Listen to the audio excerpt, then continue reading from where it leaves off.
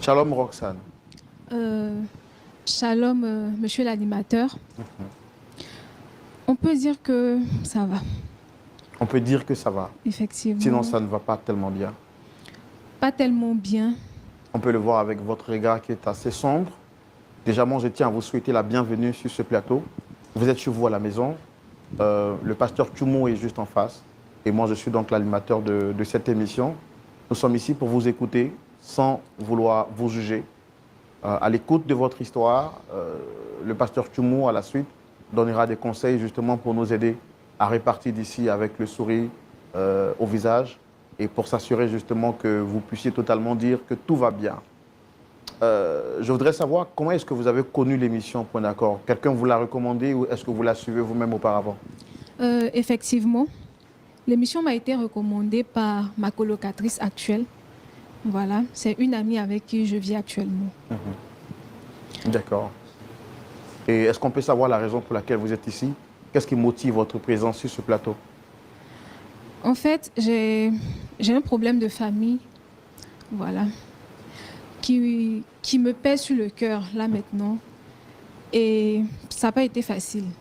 Voilà, c'est un problème avec ma mère et son mari. Un problème avec votre mère et son mari. On voit clairement que c'est un problème familial. C'est très rare qu'on voit excusez-moi, des jeunes personnes qui viennent sur ce plateau justement pour souhaiter rencontrer leurs parents. C'est dire que, vu qu'il s'agit d'un problème familial, est-ce que vous avez pris le temps d'échanger avec vos parents avant de les solliciter sur ce plateau? Effectivement, j'ai pris le temps d'échanger avec ma maman. Voilà. Vu que le monsieur, c'est mon beau-père, j'ai échangé avec ma maman, mais ça n'a vraiment rien donné. J'ai eu même à solliciter deux de ses amis, mais ça n'a toujours rien donné. Raison pour laquelle je me retrouve sur ce plateau aujourd'hui. Ok, il n'y a pas de problème. Nous, c'est toujours un plaisir pour nous de recevoir des frères, des personnes partout, peu importe leur genre, peu importe le problème. Nous sommes là pour vous écouter. On veut savoir qu'est-ce qu'il y a exactement, quel est le conflit qui vous oppose à vos parents. Et on va le découvrir dans la rubrique Le grand déballage. Et c'est tout de suite. Merci. Vous êtes là donc, comme vous l'avez dit, pour nous parler d'un problème entre vous et vos parents. Quel est ce problème? Comment est-ce que tout a commencé? Je vous écoute. Quand j'étais toute petite, j'ai vécu avec ma grand-mère. Je n'ai pratiquement pas connu ma maman. Et mon papa, aux dernières nouvelles, on m'a annoncé qu'il était décédé. Avec ma grand-mère, tout allait bien. Elle était là pour moi, elle s'occupait de moi. C'est en grandissant que je me suis rendu compte qu'il y avait un manque. Parce que déjà à l'école, je voyais mes amis qui avaient leurs parents, qui avaient leur maman, leur papa, qui étaient dans un cocon familial. Mais moi, je ne vivais pas ça. Je vivais juste avec ma grand-mère et même pas un papa. Et à l'âge de 8 ans, il y a une dame qui est venue à la maison et qui s'est assise. Je me souviens encore comme si c'était hier. Quand la dame s'est assise, ma grand-mère m'a fait appel. Et elle m'a dit que cette dame-là, c'était ma mère. À cet âge-là, on ne distingue pas vraiment le vrai du faux. Moi, je me voyais juste comme mes amis qui avaient leur maman à côté d'elle et qui se faisaient des cadeaux. Enfin, je me disais que j'allais vivre peut-être la même expérience. J'étais vraiment enthousiaste, en fait, comme un rêve de petite fille. Quand elle est restée 1 an avec nous. Et pendant cette année-là, sa présence était presque égale à son absence. Elle ne me parlait presque pas. On avait l'impression qu'elle fuyait mon regard. Quand je m'approchais, elle ne voulait même pas me sentir en fait. Et je me rappelle même d'une histoire où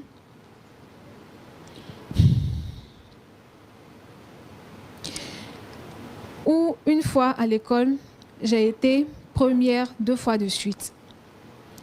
Et pour moi, c'était vraiment un exploit parce que je n'arrivais pas à atteindre ce niveau-là. Ma grand-mère, elle était très contente, elle était toute joyeuse. Mais je n'ai pas compris pourquoi celle qui était ma maman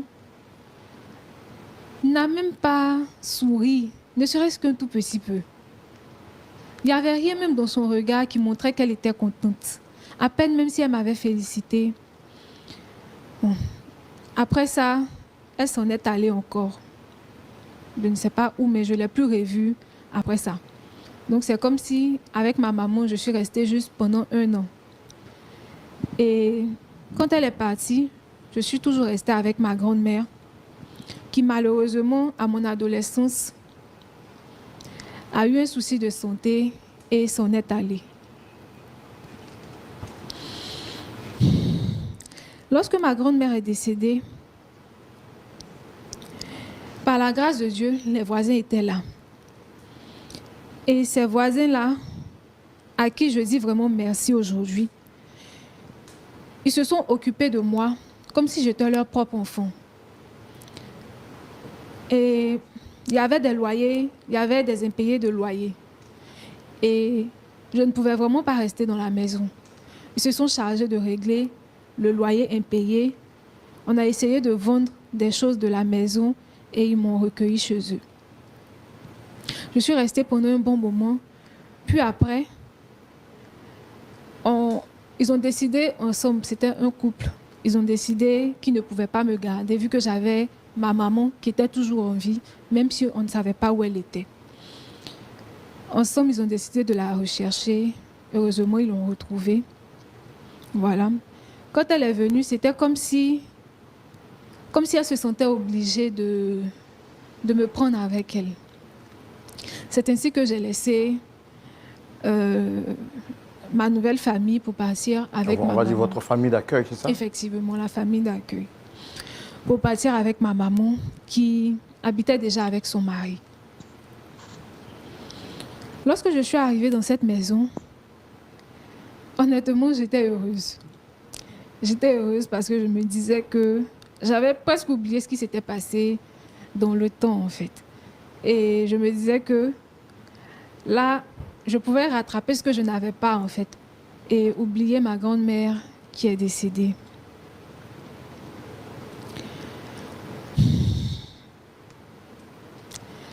Ma maman,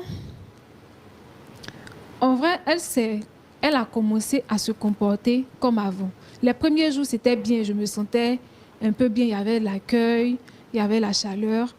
Mais très vite, je me suis rendu compte que c'était un mirage, en fait. Parce qu'elle a commencé à être froide. À peine, quand on se croisait, elle m'évitait, elle évitait mon regard. À peine même si elle me saluait. Son mari également, à un moment donné, il a commencé à faire pareil.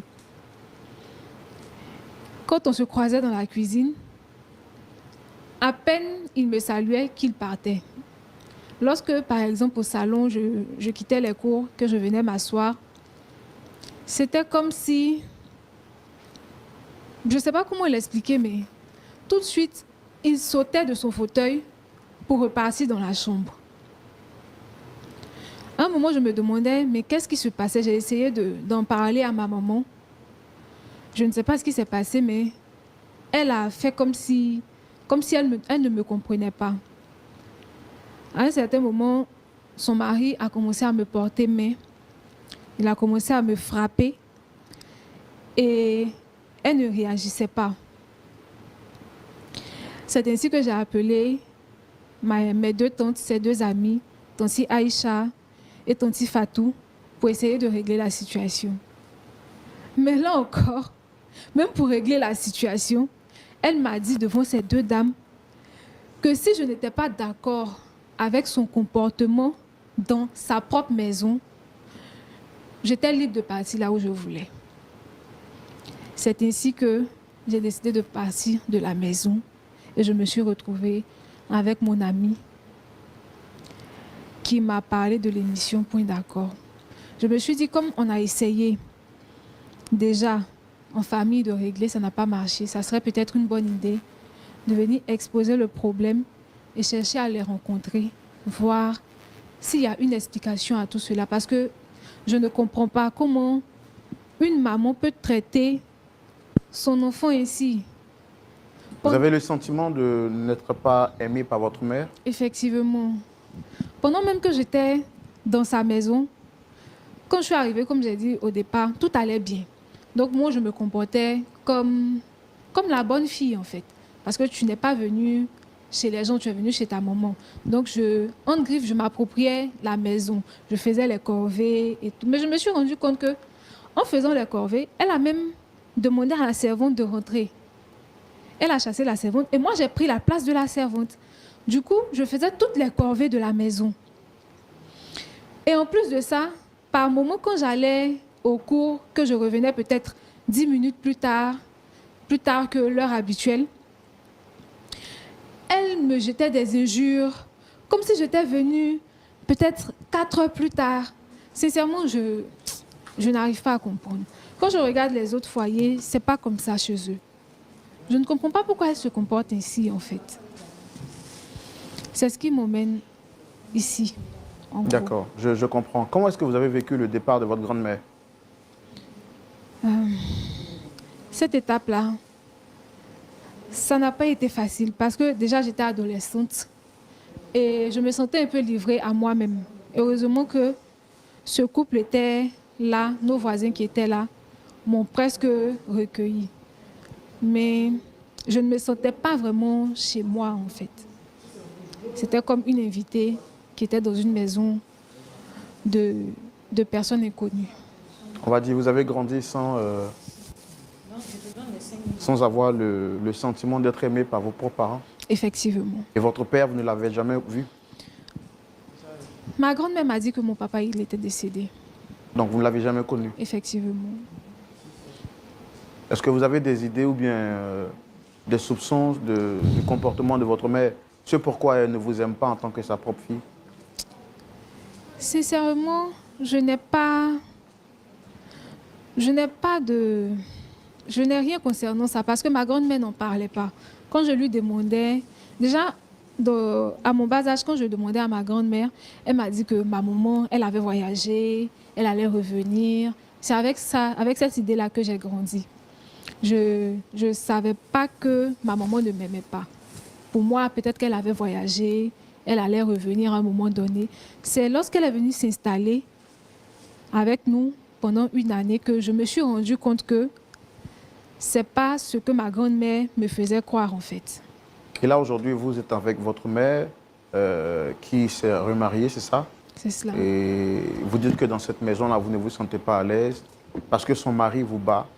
Et votre mère qui de vous supporter ou bien de vous éduquer, vous fait comprendre que si vous n'êtes pas à l'aise dans la maison, vous pouvez partir.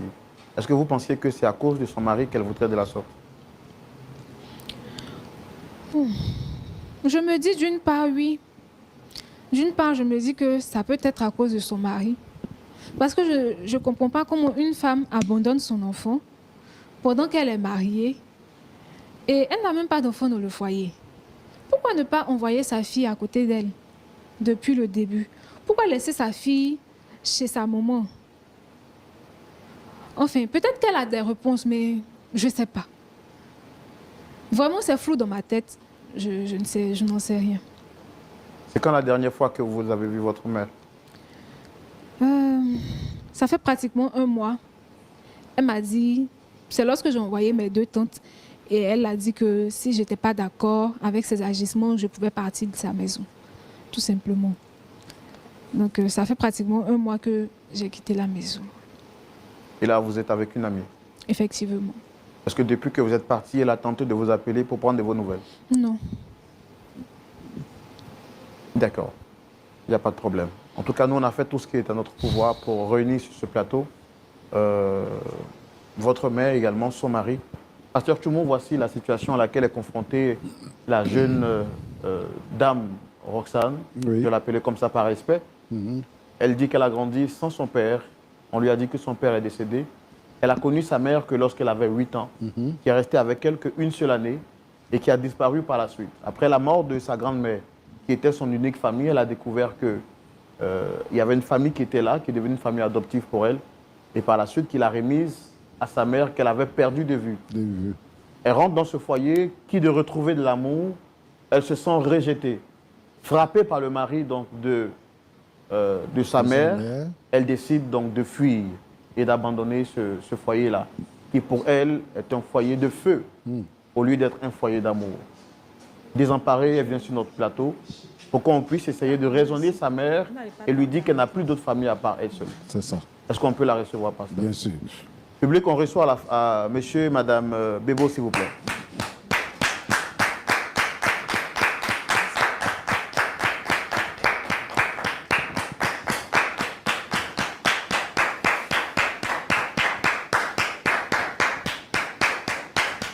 Roxane, tu fais quoi ici?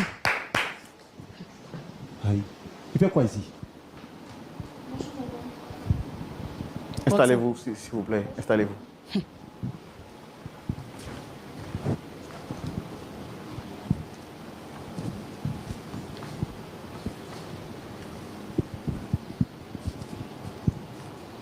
Monsieur Bébo, soyez le bienvenu. Merci beaucoup. Madame Bébo, aussi à vous, je vous souhaite la bienvenue. Merci, frère Roland. Je vois que vous êtes étonné de retrouver Roxane sur le plateau. Le contraire m'aurait étonné parce que quand même, je sais un peu de... Je sais certaines choses, mais je voudrais quand même vous souhaiter la bienvenue. Monsieur Bébo, à vous particulièrement, parce que vous aviez un emploi du temps très chargé. C'est ça. Mais vous avez accepté d'être là. En tout cas, merci beaucoup. Merci à vous, frère. Et je vous présente le pasteur Tumo qui est juste en face, puis des frères et sœurs dans la foi qui sont là pour nous écouter. Vous êtes un habitué de l'émission. Oui. Vous êtes à point d'accord. Oui. Et on est très content de vous avoir. Merci beaucoup, frère. Alors, pas besoin de présenter Roxane parce que je sais que vous la connaissez. Je vous ai entendu prononcer son prénom. C'est ça. Elle est qui pour vous, Roxane? Bon, personnellement, c'est la fille à madame. Disons, ma fille adoptive. Oui. Mais elle a disparu de la maison. Bon, je ne sais pas, c'est ici qu'on vient la trouver sur un plateau de télé. Je suis beaucoup surpris. Sinon, c'est ma fille adoptive. Madame Bébo. Oui, frère Roland. C'est ma fille.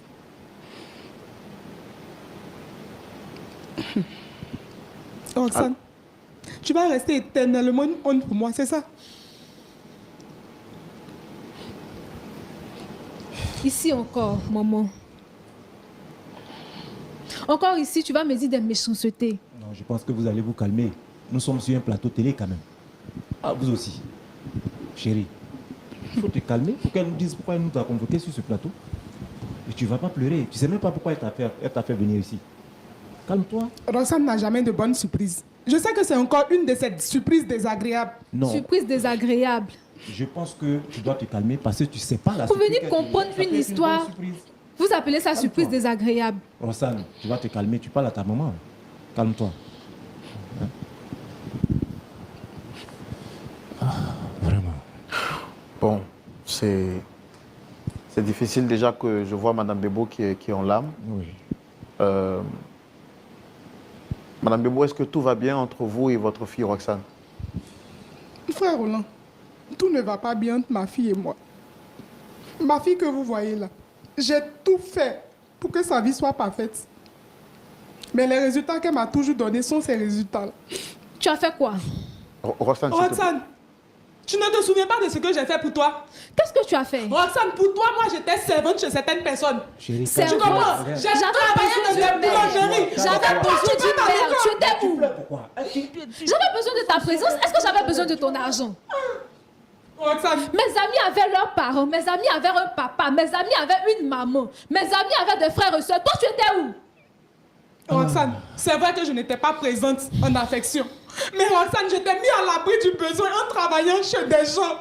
Roxane, je travaillais pour des miettes parfois pour que tu sois à l'abri du besoin.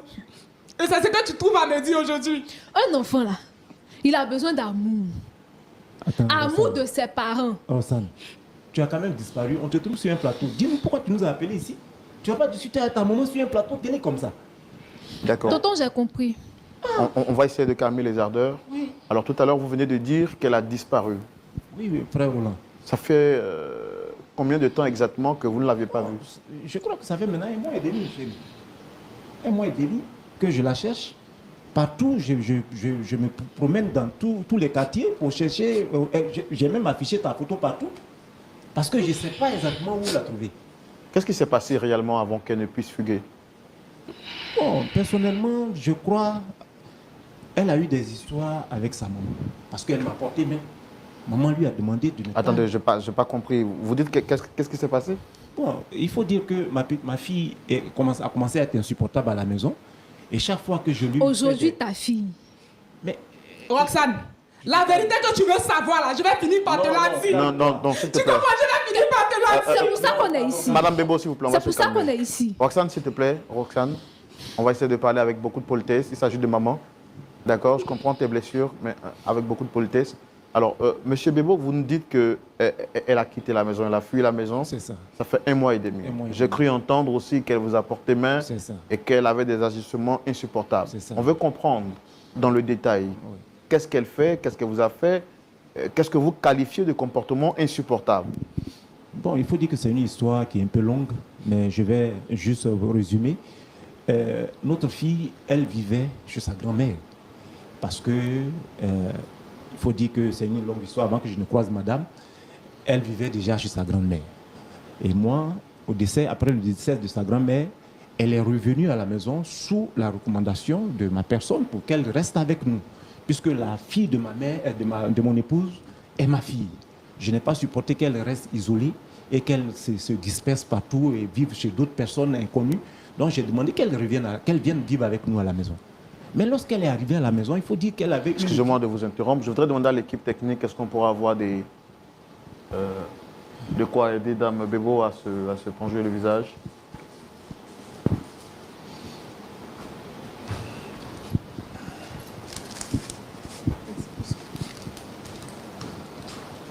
Elle avait une vie dispersée. Elle rentrait souvent à minuit à la maison.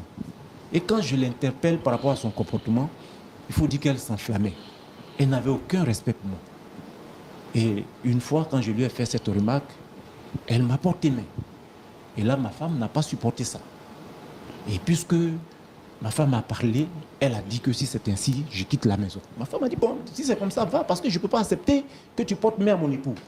Tu ne vas pas venir détruire mon foyer pour ton problème de comportement. C'est ainsi qu'elle est partie. Elle a craqué la porte, elle est partie. Et moi, je me suis dit, non, mais elle ne peut pas partir comme ça parce qu'elle vit une situation que nous devons régler. Et c'est dans cela que j'ai commencé à la chercher un peu partout.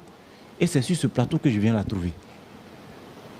Madame Bebo, est-ce que quand vous lui avez dit qu'elle pouvait partir de la maison, c'était intentionnel?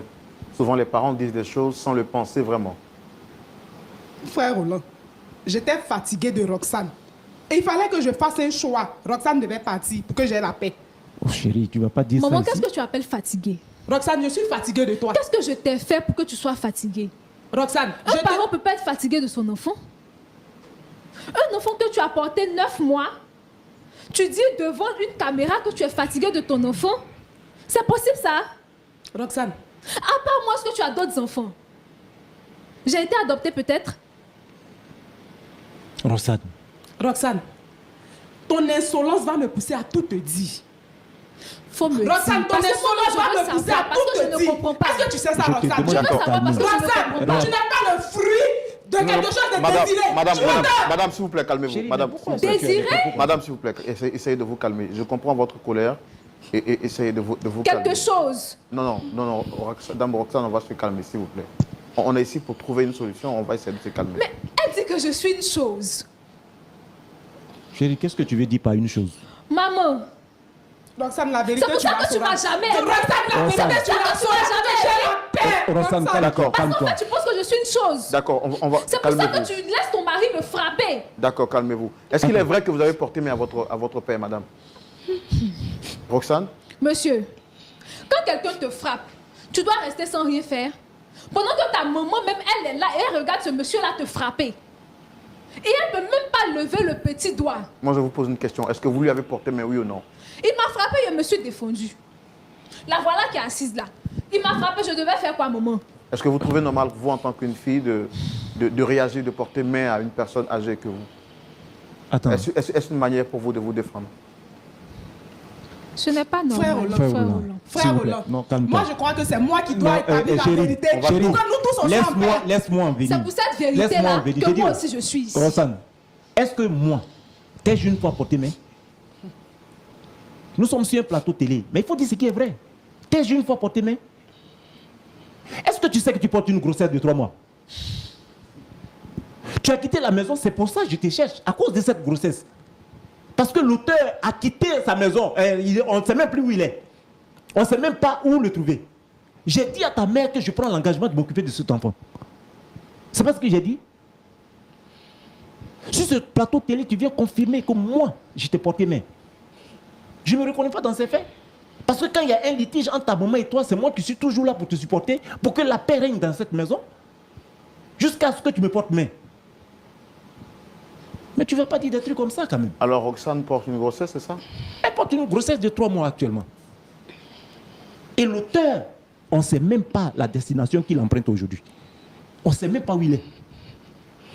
Moi, je me dis que cette fille, elle va à une dérive. Et moi, j'ai décidé de m'occuper de cette grossesse.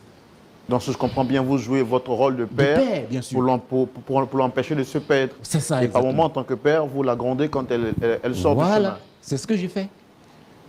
Parce que Frère Roland, la vérité que Roxane veut savoir, là, il faut que je la fasse sortir pour que Roxane soit en paix. Mais Maman. avant, je veux savoir, Roxane dit que vous ne l'avez jamais aimée. Est-ce que c'est vrai? Frère Roland, on n'a jamais aimé sur cette terre ici un fruit indésiré. Chérie, tu lui dis quoi là? Comment ça, fruit indésiré? Roxane veut gâter mon foyer. Moi-même, je vais l'aider à gâter. Fruit indésiré. Mais tu veux dire quoi par indésiré? Mais tu étais avec mon papa. Et puis, Alors, il est quand vous dites décédé. qu'un fruit indésiré, elle nous a dit sur ce plateau que son père est décédé quand elle était jeune. C'est vrai cela? Et qu'elle n'a jamais connu Mais son c'est père. ce que ma grand-mère m'a dit. Là encore, tu as menti. Ou vous n'avez pas aimé son père, c'est ça? Frère Roland, Comment on peut J'avais porter un l'âge enfant de 9 mois 15 dans son ventre? Calme-toi. quand un soir, je revenais du champ, c'est ainsi que 2 jeunes hommes m'ont tiré dans la broussaille et ils m'ont ôté mes vêtements. Et l'un d'eux a couché avec moi. Quoi? Quand je suis rentrée à la maison, j'avais tellement honte de moi, je ne pouvais le dire à mes parents. Et je suis rentrée dans la maison me coucher. Au bout de quelques temps, j'avais une forte fièvre et ma santé se dégradait de jour en jour. Ma mère a donc décidé de m'envoyer dans un hôpital. Une fois à l'hôpital, ma mère a payé pour que je fasse toutes les analyses possibles. Et le dernier résultat qui nous est parvenu était positif. Et ce résultat, c'était le test de grossesse. Roxane est donc le fruit du viol. Et Quoi? j'ai passé toute ma vie à me battre pour mettre ma fille à l'abri du besoin, en travaillant ça et là. Mais à vrai dire, je n'ai jamais ressenti de l'amour pour Roxane. Parce que Roxane était le souvenir que j'avais enfoui en moi et qui me rongeait terriblement. Mais chérie, nous avons 18 ans de couple. Nous avons vécu ensemble depuis 18 ans. Tu as gardé ce secret jusqu'au jour d'aujourd'hui? Mais frère Roland, moi-même qui suis son époux, je suis au courant de rien. Je crois qu'elle a bien fait de nous amener sur ce plateau. Pourquoi Donc je c'est sache pour ça vraiment- que tu ne m'aimes pas. Je ne savais rien. Mais chérie, comment est-ce que tu peux garder un tel secret? Revenez, madame, s'il vous plaît, revenez. Vraiment, soyez forte. Rasseyez-vous, s'il vous plaît. S'il vous plaît. Ah, chérie. Néanmoins, calme-toi. Je pense que tout ce que moi je te demandais de faire, c'était de m'informer de cela. Parce que si j'avais su, je pouvais t'aider. Mais tu as gardé un tel secret qui te ronge depuis 18 ans dans notre foyer. Comment est-ce que tu as pu supporter ça seul? D'accord, je suis vraiment désolé. Est-ce qu'à part Roxane, vous aviez... est-ce que vous avez d'autres enfants à part Roxane? Je n'ai pas pu contacter d'autres grossesses, à part Roxane. Donc Roxane est mon unique enfant. Et c'est ce qui justifie le manque d'amour que vous lui témoignez? Le manque d'amour est le fait du viol. En revoyant Roxane toutes les fois, j'ai le souvenir de ce viol. De cette fois où j'avais été trimballée dans la broussaille.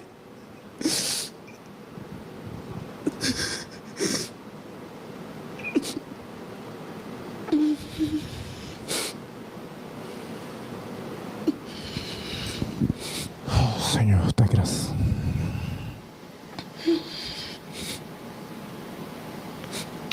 Vraiment que le Seigneur vous fortifie. On pouvait s'attendre à tout sur ce plateau, mais pas à une double douleur comme celle-ci. On est tous choqués.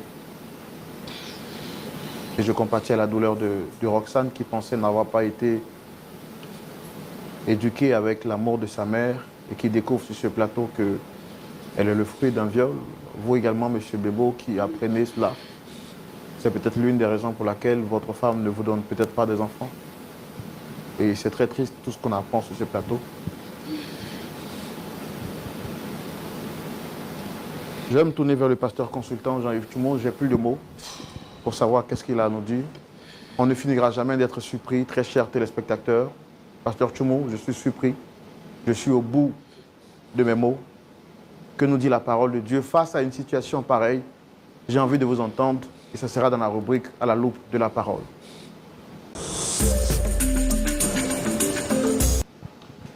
Pasteur Tumo. Oui, Roland. Chez nous en Côte d'Ivoire, on dit surprise dans surprise. On ne finira jamais d'être surpris sur ce plateau de la vérité. Merci, Roland, mon frère.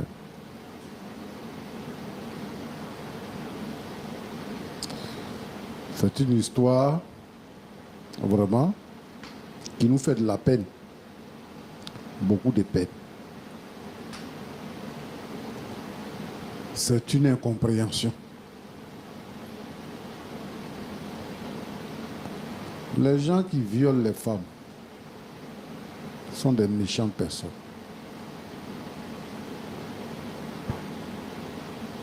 Ils détruisent la vie, une vie. Ils détruisent une vie tout entière. Et c'est douloureux. Voilà un enfant qui naît, qui ne sait rien, qui souffre, qui a des griefs contre sa mère, parce que sa mère est froide et elle veut se venger du fait qu'on ne l'aime pas. C'est pour ça que c'est toujours bien de prendre la peine d'expliquer les choses telles qu'elles existent.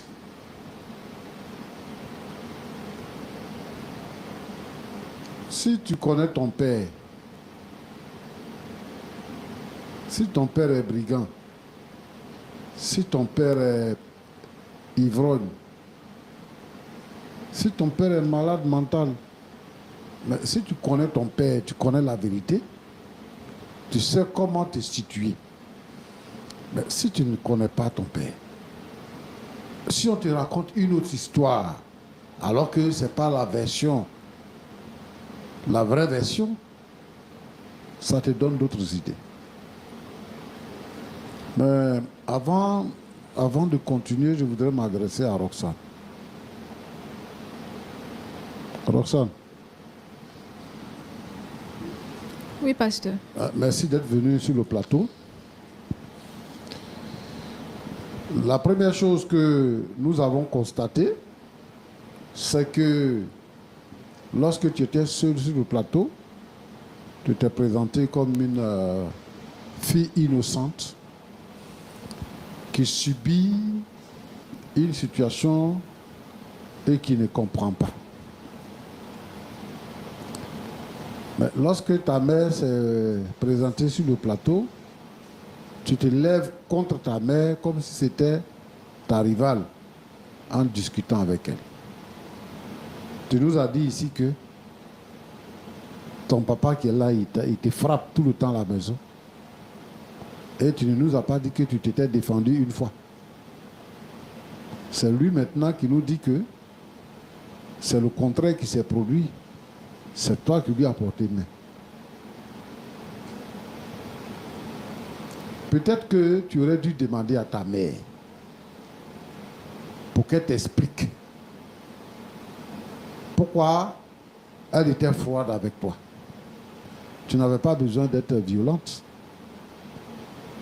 Tu sors, tu rentres tardivement.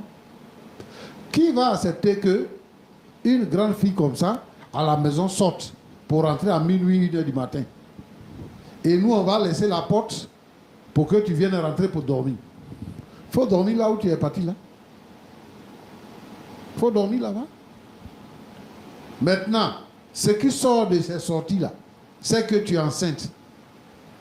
Celui même qui t'a enceinte, là, on ne sait pas où il est. Ça, là, c'est quel problème tu as envoyé comme ça encore? Toi-même, quelqu'un te regarde comme problème. Et puis tu prends problème pour ajouter dessus. Tu dis que tu es allé chez ta camarade. C'est là-bas que tu habites. Moi, je pense que quand vous êtes jeune là, vous devez savoir que vos parents, là, ils ont vécu comme vous. Et qu'ils ont eu votre âge. Et puis un enfant n'a pas le droit de lever le ton contre ses parents. À plus forte raison, taper son parent. C'est de la malédiction que vous attirez sur vous. Vraiment, moi je te blâme. Parce que tu résistes à ta mère.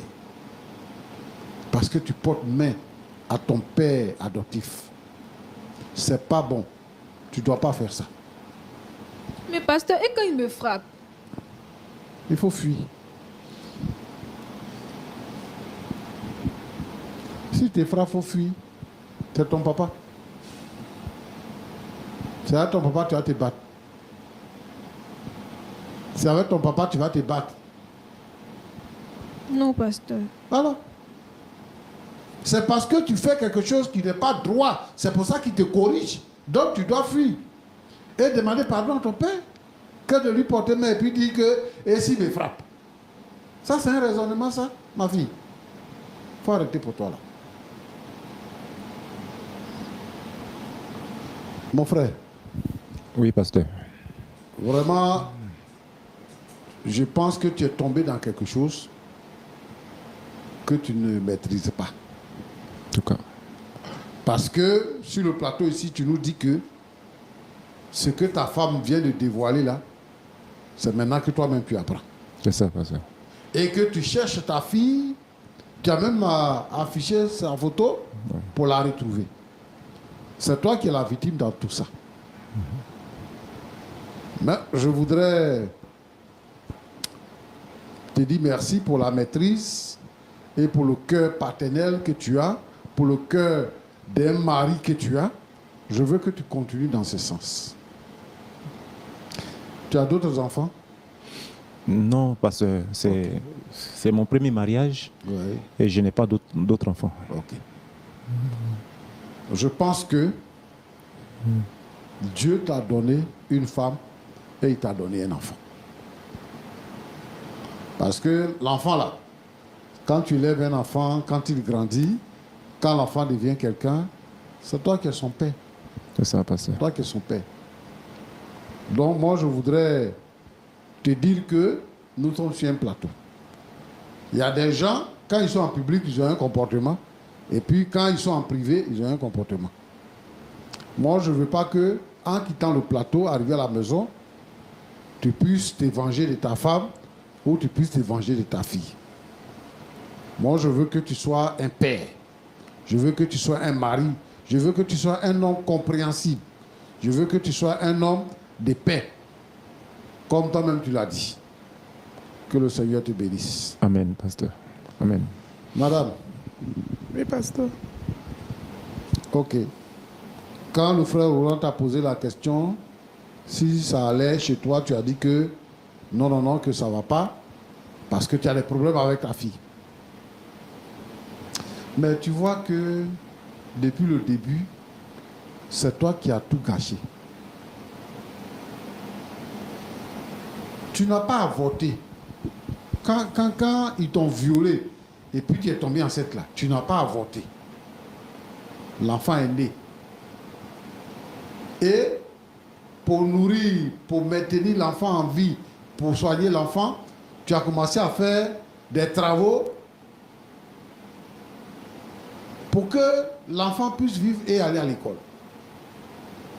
Mais quand toi tu fais ça, l'enfant n'est pas au courant de ce que tu fais.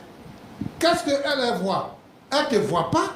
Elle voit sa grand-mère, elle grandit avec sa grand-mère, donc c'est sa grand-mère qui s'occupe d'elle, c'est sa grand-mère qui fait tout pour elle. Un jour, une dame arrive, on lui dit que c'est ta mère. Et l'histoire qu'on lui raconte, on lui dit que ton père est décédé. Donc pour elle, tu vivais avec son père et son père est décédé. C'est ça qu'elle a dans son cœur. Donc elle ne comprend pas pourquoi tu ne l'aimes pas. Elle ne sait pas. Tu ne lui as pas expliqué. Donc elle ne comprend pas. Et puis Dieu a fait. Tu n'as pas eu un autre enfant. C'est le seul enfant que tu as eu. Mais ce n'est pas elle qui t'a violé. C'est son père qui t'a violé. Elle est innocente. Il faut que tu pardonnes à son père ce qu'il t'a fait. Et que tu acceptes l'enfant. Parce que c'est ton enfant. À part elle, là, tu n'as pas un autre enfant. Tu as vu ce qu'elle fait maintenant? Elle est sortie de la maison. Elle est tombée enceinte d'un faux gars. Parce qu'elle ne se sent pas aimée. Elle ne se sent pas en sécurité. Elle ne peut pas se confier à sa mère. Sa mère ne peut pas lui donner de conseils parce que sa mère a des ressentiments. Parce qu'elle a été violée. Donc, tu abandonnes l'enfant comme ça, à son propre sort. Tu lui dis que il fallait que je choisisse parce qu'elle frappe mon mari. Donc, je dois choisir entre mon mari et elle. Tu n'as pas de choix à faire entre ton enfant et ton mari. Ton mari ton enfant est le fruit de tes entrailles. Ton mari est l'homme de ta vie. Il n'y a pas de choix à faire. Et l'enfant est votre enfant. Elle est devenue grande. Donc, fais asseoir ton enfant, explique-lui dans les détails pour qu'elle comprenne. Il ne faut pas regarder ta souffrance. Ce qui est arrivé, ce n'était pas de ta faute. Elle aussi, ce n'est pas de sa faute. Dans la vie, il y a beaucoup de choses qui arrivent. C'est un malheur qui t'a eu. Lui-même qui t'a violé là, c'est un violeur, peut-être qu'il a continué de violer les filles, donc il ne sait même pas s'il a enfant. Bon, je pense que il faut reprendre ta fille. Ton mari, c'est un bon monsieur. Il a décidé de s'occuper de l'enfant et de la grossesse. Il faut être avec ton mari. À partir d'aujourd'hui, là, toi et puis ton mari, acceptez Roxane comme votre propre fille, comme c'est votre fille que vous avez eue dans le couple. Ainsi, donc, la paix sera installée dans la maison. Mais si ce n'est pas ça, il n'y aura jamais de paix. Et toi, tu vas vivre avec ça. Et ça va te tuer un jour. Il a dit, mais lui, il ne comprend pas comment tu as pu garder un tel secret depuis 18 ans que vous êtes ensemble. Comment tu as pu garder ça dans ton cœur, toi seul? En tout cas, moi, je te conseille d'abandonner les ressentiments et le fait de rejeter l'enfant. Il faut abandonner ça. Même l'enfant, même si ce n'est pas ton propre enfant, c'est l'enfant de quelqu'un d'autre que tu as pris. Le fait de vivre avec l'enfant fait que l'amour de l'enfant vient dans ton cœur.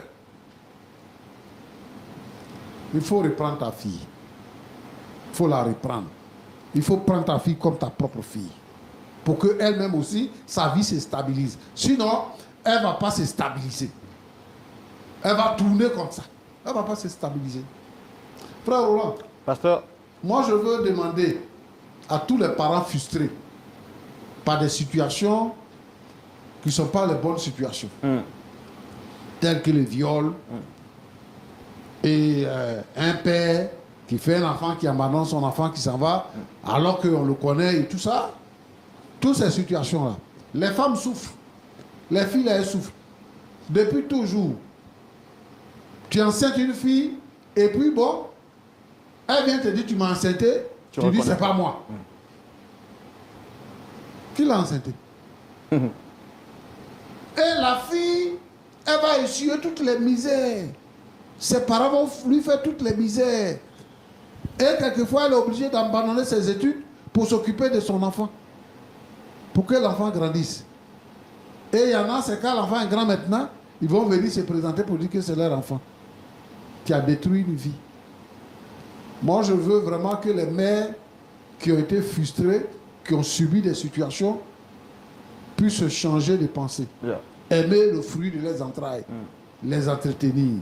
On ne sait jamais ce que l'enfant peut devenir dans la vie. C'est vrai. Parce qu'elle-même, Roxane, c'est une fille qui est intelligente à l'école. Elle a produit de bons résultats. Elle a dit qu'elle a été première de suite. Donc ça veut dire quoi? Ça veut dire que si on la suit, si on la couvre d'amour, d'affection, elle va devenir une bonne personne. Roxane, Oui, pasteur.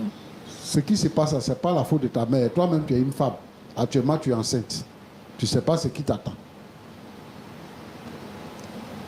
Tu es une femme. Ce qui s'est passé, ce n'est pas la faute de ta mère. Si tu as pensé que ta mère t'a rejeté, il faut pardonner à ta mère. Et il faut te soumettre comme un enfant à sa mère.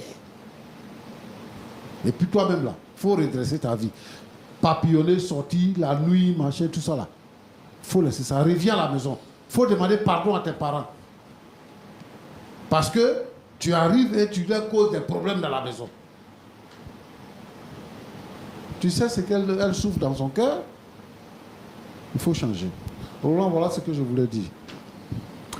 Merci beaucoup, pasteur Jean-Yves Tumo. Je rappelle que vous êtes pasteur consultant à l'émission Point d'accord et Dieu nous fait énormément de bien par votre canal. Roxane, vous êtes venue sur ce plateau avec cette histoire. Le pasteur vous a parlé, il nous a parlé à tous. Vous avez un mot à dire avant qu'on ne se dise au revoir? Merci, frère Roland.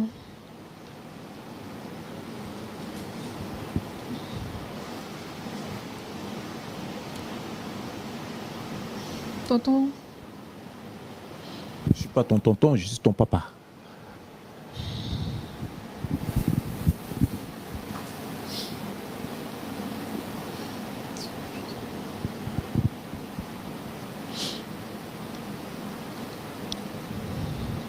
maman, après tout ce que le pasteur a dit, je ne savais pas que les choses s'étaient passées ainsi. Je n'ai pas vraiment les mots. Je voulais juste m'excuser auprès de toi. Et auprès de lui aussi. Auprès de? Auprès de lui aussi. Lui, c'est qui, je veux dire?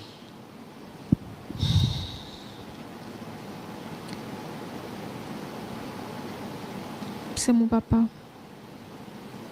Est-ce que vous pouvez lui parler directement?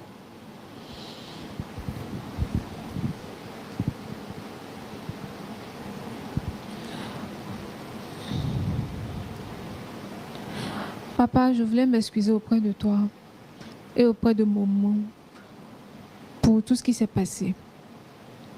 Je ne savais vraiment pas que tu avais vécu tout ça. Je pense que si tu me l'avais dit auparavant, on ne serait même pas sur ce plateau. On aurait pu peut-être régler les choses à la maison, tout simplement. D'accord. Monsieur Bebo, quelque chose à dire? Oui, vraiment, il faut dire que je suis ému parce que, d'abord avec ce que le pasteur vient de dire, Et le fait même de retrouver ma fille, j'ensemble tout ça pour manifester vraiment une grande joie. Parce que je sais aussi que ça n'a pas été facile pour mon épouse, parce que garder un tel secret, ce n'est pas facile. Et je pense qu'à partir de cette émission, je sens qu'elle est délivrée. Parce que là, je sais maintenant comment prendre ma femme pendant les moments difficiles, et parce que je connais un peu la genèse de sa vie, et nous pouvons aller encore plus loin. Et je bénis le Seigneur pour tout ce qui vient de se passer. Merci. En tout cas, vous êtes un homme avec grand H. Et mention spéciale à vous pour ce grand cœur. Merci, frère Roland. Que vous avez. Merci à vous. Merci. C'est à vous que revient le mot de la fin, Madame Bebo. Frère Roland, je tenais à travers cette émission à dire merci particulièrement au pasteur et vous dire également merci, vous qui avez accepté de réconcilier ma famille. Vous, par le biais de qui aujourd'hui, je suis mère et je suis fière d'avoir une fille. Je crois que le plus grand geste que je ferai, c'est de prendre ma fille dans mes bras pour une fois de ma vie.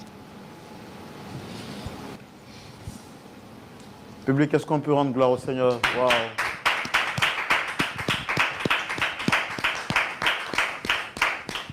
Je suis fière de toi, mon enfant.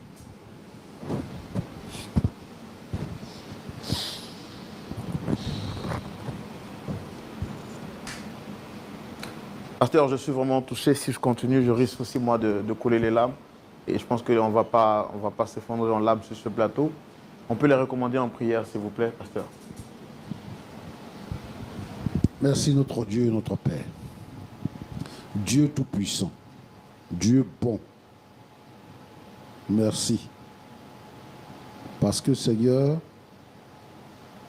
tu bénis. Tu récoltes les morceaux. Je te remercie pour cette famille qui se réconcilie aujourd'hui. Je voudrais que dans les maisons, là où il y a la division, là où il n'y a pas de compréhension, où les enfants se lèvent contre leurs parents, menacent les parents, humilient les parents, insultent les parents, frappent les parents. Seigneur notre Dieu, notre Père, que ton esprit agisse dans ces différents foyers et que, Seigneur notre Dieu, les parents puissent se réconcilier avec leurs enfants. Mets l'amour dans le cœur de toutes ces femmes qui ont été frustrées, qui ont été blessées, qui ont été violées, afin qu'elles puissent aimer le fruit de leurs entrailles. Sois béni, Seigneur, au nom de Jésus. Amen. Amen. J'ai envie de dire, c'est merveilleux. Merveilleux, Ce que Dieu fait, ce que Dieu fait, c'est merveilleux. c'est merveilleux, Ce que Dieu fait, ce que Dieu fait. quand on y croit, Quand on y croit, il répondra. il répondra, C'est merveilleux. ce que Dieu fait. C'est merveilleux ce que Dieu fait. Venu sur ce plateau avec un visage fermé. Nous sommes très heureux de voir la famille Bebo repartie avec le sourire aux lèvres et nous bénissons le Seigneur. Nous espérons par la grâce de Dieu que cette émission vous a fait énormément de bien. La bonne nouvelle que j'ai envie de partager avec vous, c'est le dernier numéro de la saison. Nous avons pris beaucoup de plaisir à vous présenter durant cette saison l'émission Point d'accord. Ça n'a pas été facile. Vous êtes restés fidèles. Vos prières nous ont été d'une aide capitale. Et nous bénissons le Seigneur pour votre fidélité à l'émission Point d'accord. Merci d'être LMTV. Merci également d'être resté amis à Point d'accord. Pasteur Tchoumou et moi-même, nous vous disons merci. C'est le lieu pour moi de dire merci à toute l'équipe technique, ceux qu'on ne voit pas, qui sont derrière les caméras, qui travaillent jour et nuit pour que cette émission fasse du bien partout à travers le monde. On se retrouvera pour la prochaine saison. Je vous promets, ce sera une saison de feu, de grâce, de joie, avec des histoires palpitante, toujours pour votre bonheur. Shalom. Et que Point d'accord continue.